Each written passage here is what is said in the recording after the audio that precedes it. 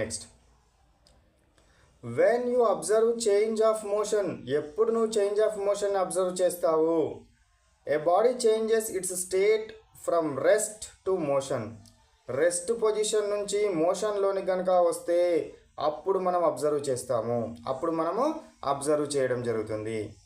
Magnitude of velocity change, ఏదైనా ఒక వస్తువు కనుక 5 మీటర్స్ పర్ సెకండ్ తోటి వెళ్తూ ఉన్నప్పటికంటే 6 metres per second magnitude change అయింది. మ్యాగ్నిట్యూడ్ చేంజ్ అయిందంటే దాని మోషన్ కూడా చేంజ్ అయిందని గుర్తుపడతాము, దాని మోషన్ కూడా చేంజ్ అయిందని గుర్తుపెట్టాలి. డైరెక్షన్ ఆఫ్ వెలాసిటీస్ చేంజ్డ్, ఒకవేళ ఒక వస్తువు ఈ డైరెక్షన్లో కనుక వెళ్తూ ఉంటే ఇక్కడికి వచ్చినాక దీని డైరెక్షన్ కనుక చేంజ్ చేస్తే ఇక్కడ ఇంకా వేరే ఫోర్స్ ఏదో అప్లై అయింది అనుకోవాలి, వేరే ఫోర్స్ అప్లై అయింది అనుకోవాలి.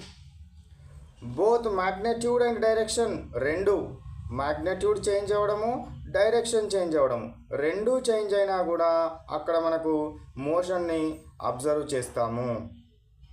ఏ body is uniform circular motion, uniform circular మోషన్లో ఉన్నప్పుడు, యూనిఫామ్ సర్క్యులర్ మోషన్లో కనుక ఉంటే అప్పుడు కూడా మనము ఏం అప్లై చేయొచ్చు, ఏమి అబ్జర్వ్ చేయొచ్చు, చేంజ్ ఇన్ మోషన్ని అబ్జర్వ్ చేయడం జరుగుతుంది.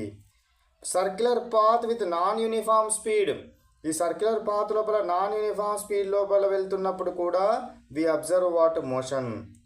Next one, a body is moving along any curved path, ఒక కర్వ్డ్ పాత్ వెంబడి కనుక మూవ్ అవుతున్న ఆబ్జెక్ట్ను కూడా అక్కడ కూడా we observe what change in motion, change in motion. Next question 45, what is the cause of motion, మరి మోషన్కి కాజ్ ఏంటి, కారణం ఏంటి, మోషన్కి కారణం ఏంటి? Force is the cause of motion, force is the cause of motion. For example ఒక ball ఉందనుకోండి, ఇది యూనిఫామ్ వెలాసిటీ తోటి వెళ్తుంది, 5 మీటర్స్ పర్ సెకండ్ వెలాసిటీ తోటి వెళ్తుంది. ఇక్కడ 5 మీటర్స్, ఇక్కడ 5 మీటర్స్, ఇక్కడ కూడా అంతే, ఒక సెకండ్లో 5 మీటర్స్ దూరం ట్రావెల్ చేస్తుంది.